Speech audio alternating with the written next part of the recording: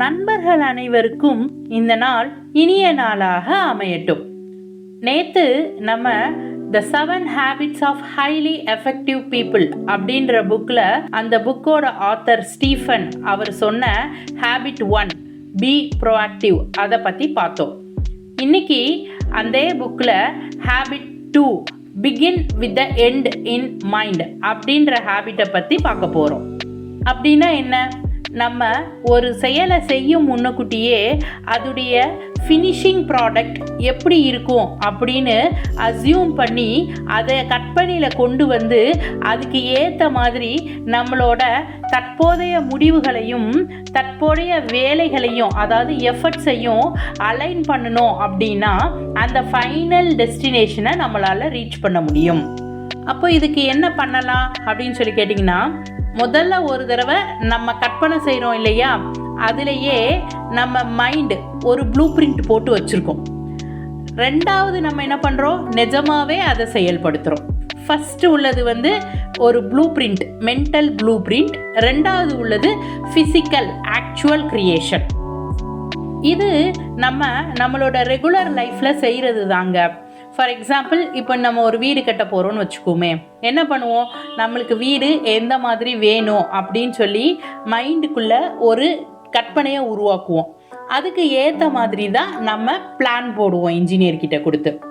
இதே மாதிரி இப்போது நம்ம ஒரு ஊருக்கு போகிறோம் அப்படின்னு பிளான் பண்ணோன்னா அந்த ஊருக்கு எத்தனை மணிக்கு போகணும், அதுக்கு போய் தங்குறதுக்கு ஹோட்டலில் ரூம் செக்இன் பண்ணுறது எத்தனை மணிக்கு, முன்னுக்கூட்டியே அந்த ஹோட்டல் ரூம் புக் பண்ணுறது, இந்த மாதிரி சில விஷயங்களை பிளான் பண்ணி ப்ராப்பராக இப்போ ட்ரெயின் டிக்கெட்டோ இல்லை ஃப்ளைட் டிக்கெட்டோ போடுறோம் இல்லையா, அதுதாங்க ஃபைனலாக என்ன செய்ய போகிறோம் அப்படிங்கிறத தெரிஞ்சு அதுக்கு ஏற்ற மாதிரி இதை டிசைன் பண்ணிக்கிறதுக்கு பேர் தான் begin with the end in mind அப்படின்னு சொல்கிறாங்க.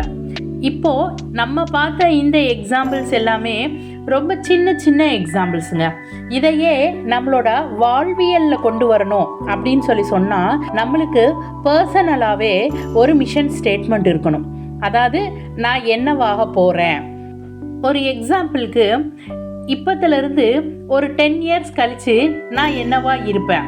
இப்போது அந்த மாதிரி ஆகிறதுக்கு தற்போதைய சூழ்நிலையில் நான் என்னென்ன ஸ்டெப்பெல்லாம் எடுத்து வைக்கணும், எனக்கு என்ன விஷயங்கள் எல்லாம் தெரிஞ்சிருக்கணும். இது தாங்க அந்த ஹேபிட் 2. இது பொதுவாக நம்ம சேவிங்ஸ் பண்ணுறதுக்கு கூட ஹெல்ப்ஃபுல்லாக இருக்கும்.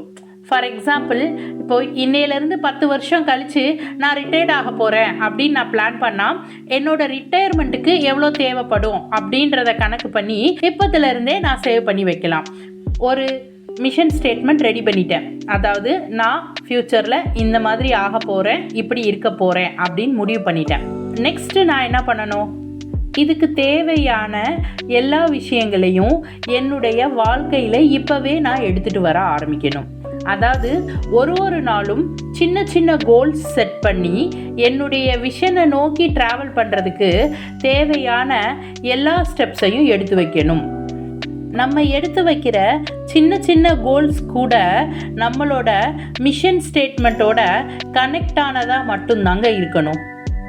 இப்போது ஏதோ ஒரு முடிவு எடுக்க வேண்டிய சூழ்நிலை வருது அப்படின்னு சொன்னால் அதுக்கு கூட இது ஹெல்ப்ஃபுல்லாக இருக்கும். எப்படின்னா, என்ன மாதிரி முடிவு எடுத்தால் என்னுடைய மிஷன் ஸ்டேட்மெண்ட்டை அச்சீவ் பண்ண முடியும் அப்படின்றத யோசித்து நான் முடிவெடுக்கிற மாதிரி அமையும்.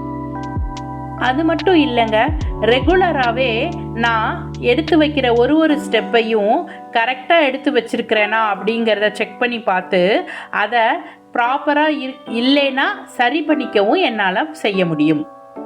இதனால் என்ன லாபம் அப்படின்னு கேட்டிங்கன்னா, இந்த மாதிரி செய்கிறதுனால தேவையில்லாமல் ஒரு இடத்துல நான் என்னோட எஃபர்ட்டை கொண்டு போய் போட மாட்டேன்.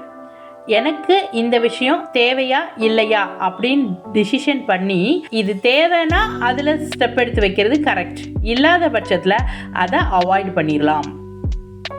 இந்த ஹேபிட் 2 அப்படின்றது எடுத்த உடனே வந்துடாது எல்லாருக்குமே. சிறிது பழக தான் வரும்.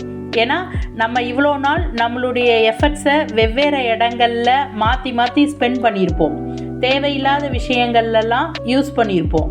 ஆனால் இப்போ அதை நம்மளுக்கு தேவையா இல்லையான்னு முடிவு பண்ணி ப்ராப்பராக சேனலைஸ் பண்ணி அதுக்கு மட்டும் யூஸ் பண்ணுறதுனால இது நம்மளுடைய ஃப்யூச்சருக்கு யூஸ்ஃபுல்லாக இருக்கும்.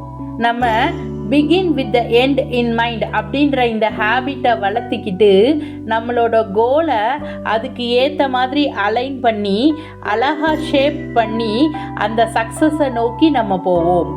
வெற்றி உங்களுக்கே. வாழ்த்துக்கள்.